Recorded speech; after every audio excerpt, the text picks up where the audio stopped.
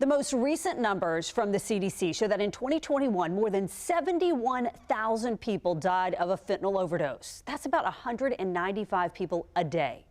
In response to the surge of overdose deaths, the Jacksonville Sheriff's Office now has an entire unit dedicated to investigating these cases. And the mission of the Overdose Squad is to get dealers off the streets and get justice for victims' families.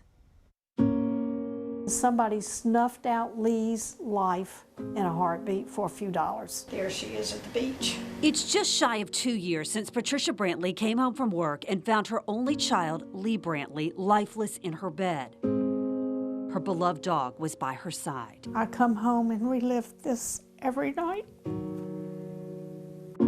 She later learned her 39-year-old daughter died of a fentanyl overdose. She had a heart of gold. I think a big injustice was done when somebody killed her. Police found a string of text messages on Lee's phone with a man they identified as Derek Smith offering her illegal drugs. Within hours of her last text, saying she was on her way to meet him to get the drugs, she was dead.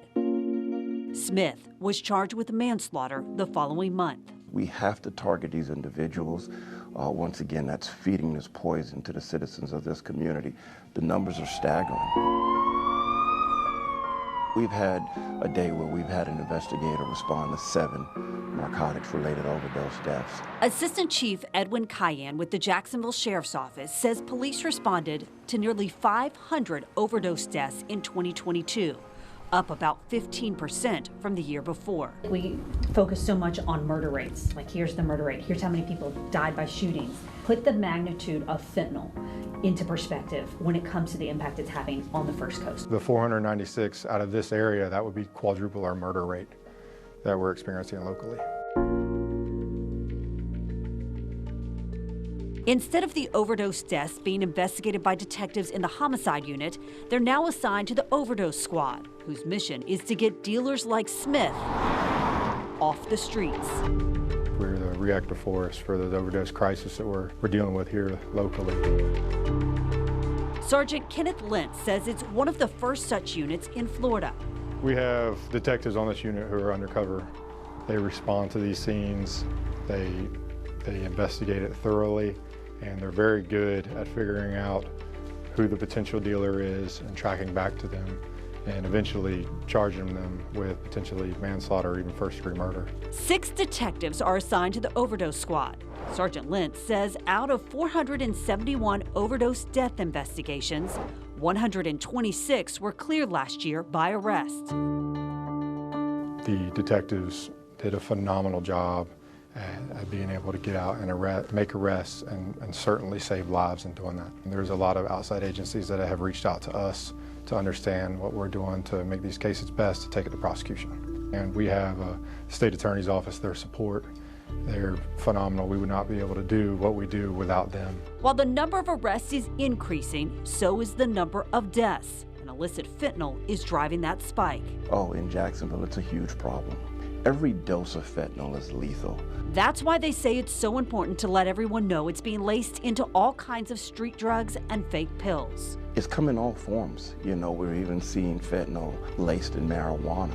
So if someone's thinking that they're purchasing marijuana and then they're collapsing and dying because it's laced with fentanyl, that's the effect that it's having. And it doesn't discriminate. The Overdose Squad is responding to all parts of town, with the highest number of deaths on Jacksonville's west side. It's due to, you know, a lot of the hotel, motel extended stays. We're seeing that around the Youngerman Blanding Boulevard area, as well as the South Side area. The drug dealer who gave Patricia Brantley's daughter the fentanyl that killed her learned his fate last year. It was a verdict, a guilty verdict. He was convicted of manslaughter and drug charges and sentenced to 30 years in prison. Do you feel like justice was served? Yes. I wish it could have been more. I was so relieved. I thought, where's all the jubilation? As much as I wanted that to be like that, you don't want to prosecute somebody or see harm to come to somebody, but it had to be. He deserved what he got. And for the families still waiting for justice, when you look at the numbers, 471 death investigations that we're actually working, and you have 6 detectives, there's a lot of work that goes in. So be patient with us. We know it's out there, and we are targeting these individuals that continuously place this poison in our community.